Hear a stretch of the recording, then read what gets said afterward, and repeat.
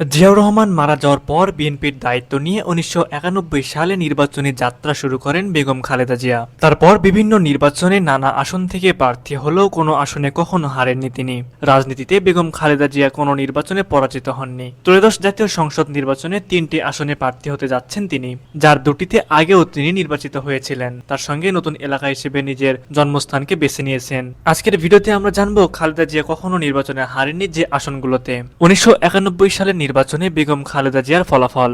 ১৯৯১ সালে বেগম খালেদা জিয়া মোট ৫টি আসন থেকে নির্বাচন করেছিলেন। তিনি বগুড়া ৭ আসন থেকে ৮৩,৮৫৪ ভোট, ঢাকা ৭ আসন থেকে ৭১,২৬৬ ভোট, ঢাকা ৯ আসন থেকে ৫৫,৯৪৬ ভোট, চট্টগ্রাম ৮ আসন থেকে ৬৯,৪২২ ভোট এবং ফেনী ১ আসন থেকে ৩৬,৩৭৫ ভোট পেয়েছিলেন। প্রতিটি আসন থেকে ১৯৯১ সালে খালেদা জিয়া বিপুল ভোটে বিজয়ী হয়েছিলেন।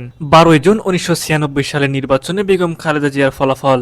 এই নির্বাচনে বেগম খালেদা জিয়া ফেনী ১, বগুড়া ৬, বগুড়া ৭, লক্ষ্মীপুর ২ এবং চট্টগ্রাম ১ আসনে নির্বাচন করেছিলেন। তিনি ফেনী ১ আসন থেকে ৬৫,০৮৬ ভোট, বগুড়া ৬ আসন থেকে ১,৩৬,৬৬৯ ভোট, বগুড়া ৭ আসন থেকে ১,০৭,৪১৬ ভোট, লক্ষ্মীপুর ২ থেকে ৫৯,০৫৪ ভোট এবং চট্টগ্রাম ১ আসন থেকে ৬৬,৩৩৬ ভোট পেয়েছিলেন। মোট ৪,৩৪,৫৬২ ভোট পেয়ে তিনি বিপুল ভোটে জয়লাভ করেন।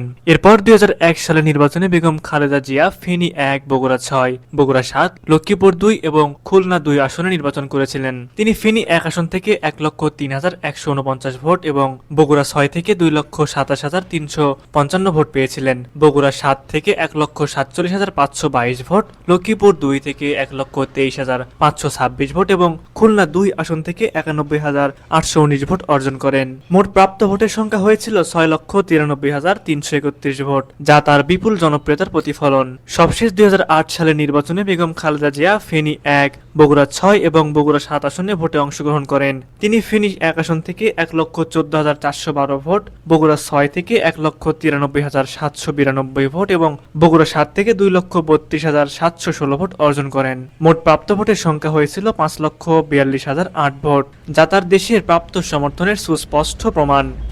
বেগম খালেদা জিয়ার নির্বাচনী ইতিহাস প্রমাণ করে তিনি বাংলাদেশের রাজনীতিতে এক অবিচলিত ও শক্তিশালী নেতা। প্রতিটি নির্বাচনে প্রাপ্ত বিপুল ভোট এবং বিভিন্ন আসনে বারবার জয়ী হওয়ায় তার জনগণের আস্থা ও জনপ্রিয়তার স্পষ্ট পরিচায়ক। দীর্ঘ বিরতির পর ত্রয়োদশ জাতীয় সংসদ নির্বাচনে ৩টি আসনে প্রতিদ্বন্দ্বিতা করা তার রাজনৈতিক প্রভাব ও নেতৃত্বের গভীরতাকে আরও দৃঢ়ভাবে তুলে ধরেছে। সুপ্রিয় দর্শক, আপনারা কি মনে করেন এবারও বেগম খালেদা জিয়া সবগুলো আসনে বিজয়ী হবেন? অবশ্যই এই বিষয়ে আপনারা কি ভাবছেন তা আমাদের কমেন্টে জানাতে ভুলবেন না।